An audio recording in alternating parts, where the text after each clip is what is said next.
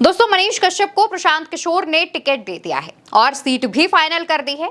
यानी कि भाजपा में रहने वाले मनीष कश्यप ने अब प्रशांत किशोर की पार्टी जन सुराज का दामन थाम लिया है और उससे टिकट लेने में भी सफल हो गए हैं। जिस सीट से वो चुनाव लड़ेंगे उस पर तो बात करेंगे ही, लेकिन उससे पहले मनीष कश्यप के बारे में थोड़ी आपको जानकारी दे देते हैं।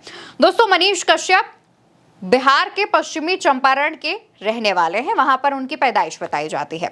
आमतौर पर एक यूट्यूबर हैं जो कि काफी फेमस हैं। लोकसभा चुनाव से पहले उन्होंने भाजपा का दामन थामा था और लोकसभा चुनाव के लगभग 1 साल हुए और उससे पहले ही मनीष कश्यप ने भाजपा का साथ छोड़ दिया था। वो कुल मिलाकर 11 महीने तक भाजपा के साथ थे।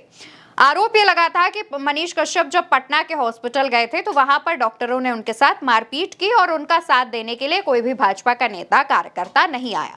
उन्होंने इस मामले पर शिकायत भी की लेकिन कोई एक्शन नहीं हुआ, जिसके बाद से ही वो भाजपा से नाराज दिख रहे थे। प्रधानमंत्री मोदी की रैली होनी थी बिहार में, तो उससे पहले उनका बयान आया था जिसमें वो खुद एक वीडियो बनाते हुए बताते हैं कि आप भीड़ बन के मत जाइए, पैसा आपको दे रहे हैं, भाजपा बुला रहे हैं तो मत जाइए।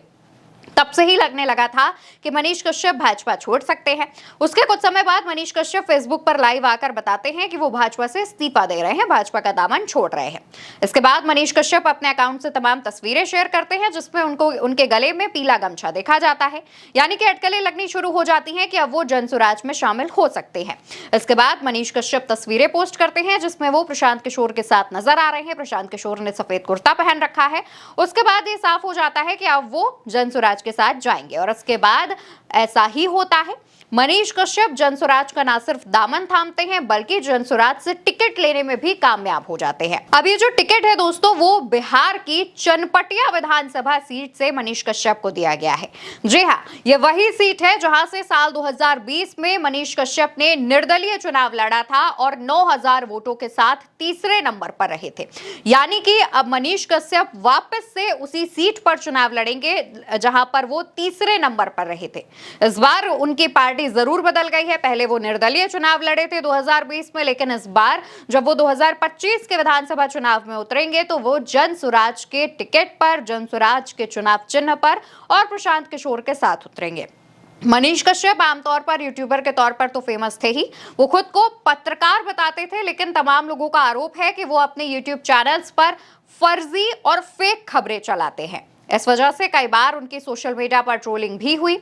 मनीष कश्यप ने जब जनसुराज ज्वाइन की तो उसके बाद प्रशांत किशोर ने मनीष कश्यप को बिहार का फ्यूचर बताया और कहा कि मनीष कश्यप के पिता चूंकि बिजनेसमैन नहीं थे, मनीष कश्यप खुद अपनी मेहनत के बलबूते पर यहां तक पहुंचे हैं। इस वजह से मनीष कश्यप पर आप लोगों को भरोसा करना चाहिए और इस तरीके की जो तमाम बातें आमतौर पर जो एक नेता अपने भाषण के दौरान कहता है अपने प्रत्याशी के बारे में, वो तमाम बातें की गई।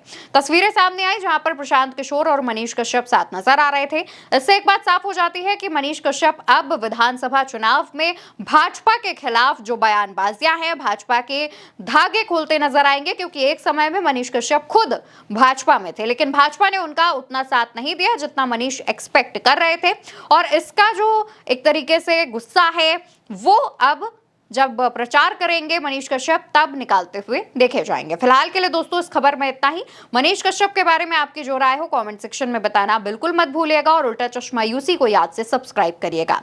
नमस्कार।